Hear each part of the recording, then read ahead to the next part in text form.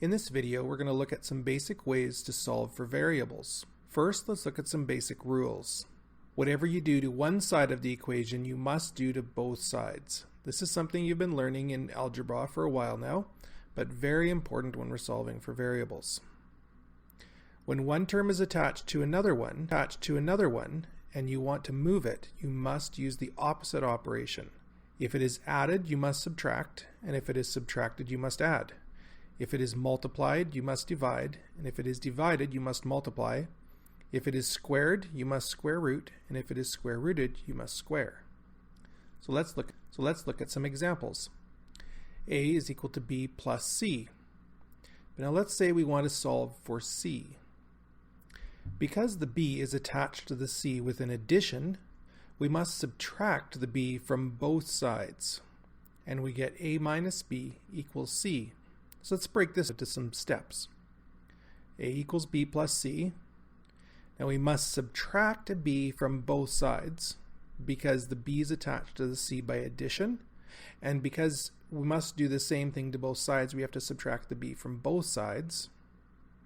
Now we have B minus B, which is nothing, so we can cancel those out, and we get A minus B equals C. Let's look at another example. A is equal to BC.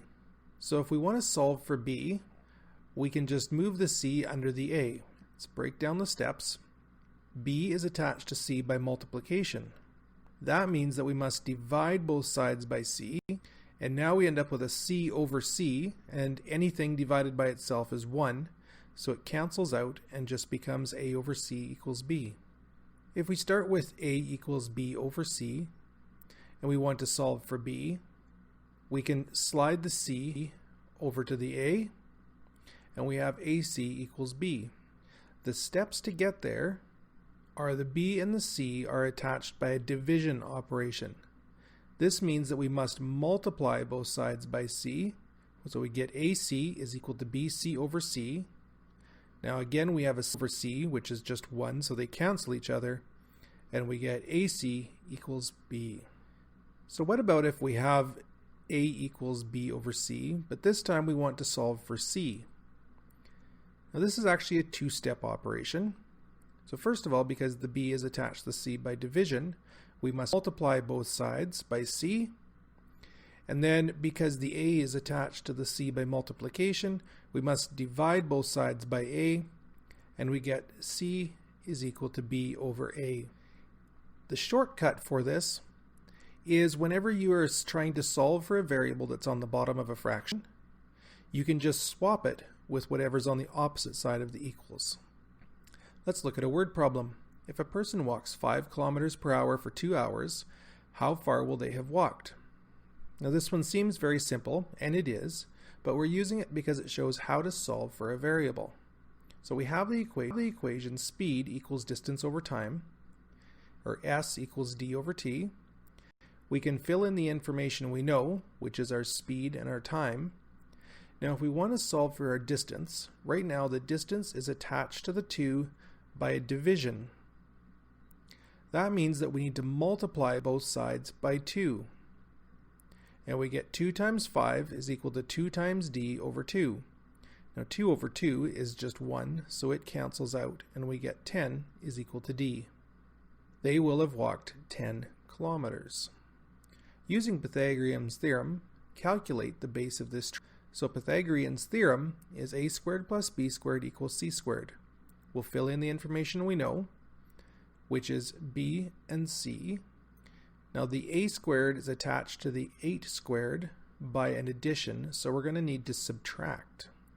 When we subtract 8 squared from both sides, we get a squared is equal to 10 squared minus 8 squared. Now we can square root both sides to turn the a squared into an a. So if we take the square root of 10 squared minus 8 squared, that's 100 minus 64, we get the square root of 36. And the square root of a squared is just a. The square root of 36 is 6. So the base of this triangle is 6 centimeters. In this example, we'll look at centripetal acceleration. Let's say that we know that our acceleration is 0.25, and our radius is 16, what is the velocity? And we can see that our velocity is attached to the 16 by division. That means we're going to multiply both sides by 16. So we get 16 times 0.25 equals 16v squared over 16. Now 16 over 16 is just 1, so they're going to cancel. 16 times 0.25 is 4, so we get 4 is equal to v squared. We need to find v, and the opposite of squaring is square rooting, so we will square root both sides, and we get 2 is equal to v. So our velocity is 2. Here's one quick tip. If you are multiplying or dividing and not sure what to do, put everything into fractions. For instance, if you want to solve for b, convert a equals b over c to a over 1 equals b over c. Then multiply both sides by c over 1. This gives you c over 1 times a over 1 equals c over 1 times b over c. Because c over c is equal to 1, they cancel, resulting in ac equals b. Sometimes putting everything into fractions can really help you keep everything straight when you're trying to figure out whether to multiply or divide. So take some time, work lots of examples so you can get proficient at this.